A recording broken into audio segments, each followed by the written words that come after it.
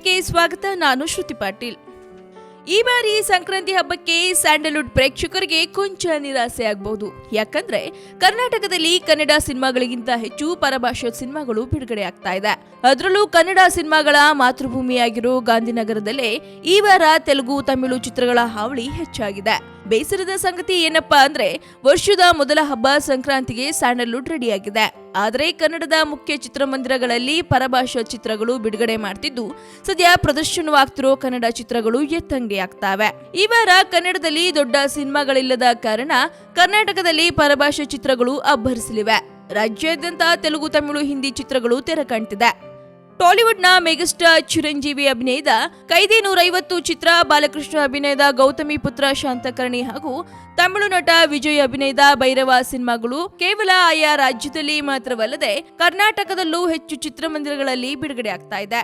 ದಕ್ಷಿಣದ ಈ 3 ಸಿನಿಮಾಗಳು ಬಿಡುಗಡೆ ಆಗ್ತಿರುವ ಹಿನ್ನೆಲೆ ಗಾಂಧಿನಗರ ಪೂರ್ತಿ ತೆಲುಗುಮಯ ಆಗಿ ಪರಿವರ್ತನೆ ಆಗ್ತಾ ಇದೆ. ಹೌದು, ಕೆಜಿ ರಸ್ತೆಯ ಮುಖ್ಯ ಚಿತ್ರಮಂದಿರಗಳಲ್ಲಿ ಈ ಚಿತ್ರಗಳು ತೆರೆ ಕಂಡಿದ್ದು, ಎರಡೆರಡು ಮೇನ್ ಥಿಯೇಟರ್ನಲ್ಲಿ ಪರಭಾಷಾ ಸಿನಿಮಾಗಳು ರಿಲೀಸ್ ಆಗ್ತಾ ಇದೆ. ಇನ್ನು ಮೆಜೆಸ್ಟಿಕ್ನ ಸಂತೋಷ್ ಥಿಯೇಟರ್ನಲ್ಲಿ ಬಾಲಕೃಷ್ಣರ ಗೌತಮಿ ಪುತ್ರ ಶಾಂತಕರ್ಣಿ, ಕೆಜಿ ರಸ್ತೆಯಲ್ಲಿರೋ ಭೂಮಿಕಾ ಹಾಗೂ ಮೂವಿ ಲ್ಯಾಂಡ್ ಥಿಯೇಟರ್ನಲ್ಲಿ ಚಿರಂಜೀವಿ ಅಭಿನಯದ ಕೈದಿ 150 ಮತ್ತು ಬಹುತೇಕ ಕಡೆ ವಿಜಯ್ ಅಭಿನಯದ ಭೈರವ ಸಿನಿಮಾ ತೆರೆ ಕಾಣ್ತಿದೆ. ಈ 3 ಸಿನಿಮಾಗಳ ಎಂಟ್ರಿಯಿಂದ ಸಂತೋಷ್ ಥಿಯೇಟರ್ನಲ್ಲಿ ಗಣೇಶ್ ರಾಜ್ ಸುಂದರಾಂಗಜನ ಮತ್ತು ಭೂಮಿಕಾ ಥಿಯೇಟರ್ನಲ್ಲಿ ಮಂಡ್ಯ ಟು ಮುಂಬೈ ಹಾಗೂ ಮೂವಿ ಲ್ಯಾಂಡ್ ಥಿಯೇಟರ್ನಲ್ಲಿ ತರ್ಲೆ ವಿಲೇಜ್ ಈ ವಾರ ಎತ್ತಂಗಡಿ ಆಗ್ತಾ ಇದೆ. ಇನ್ನು ಸುಮನ್ ಶೈಲೇಂದ್ರ ಹಾಗೂ ನಭನಟೇಶ್ ಅಭಿನಯದ ಲೀ ಚಿತ್ರ ಈ ವಾರ ಅದ್ದೂರಿಯಾಗಿ ತೆರೆ ಕಾಣ್ತಿದೆ.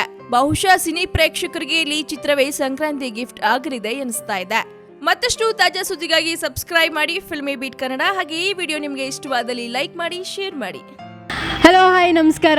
ನಾನು ನಿಮ್ಮ ಶೀತಲ್ ಶೆಟ್ಟಿ. ನೀವು ನೋಡ್ತಾ ಇದ್ದೀರಾ ಫಿಲ್ಮಿ ಬೀಟ್ ಯೂಟ್ಯೂಬ್ ಚಾನಲ್. ನಿರಂತರವಾಗಿ ಸ್ಯಾಂಡಲ್ವುಡ್ ಸಮಾಚಾರಗಳಿಗಾಗಿ ಈ ಚಾನಲ್ ನೋಡ್ತಾ ಇರಿ. ಅಷ್ಟು ಮಾತ್ರ ಅಲ್ಲ, ಸಬ್ಸ್ಕ್ರೈಬ್ ಮಾಡಿ.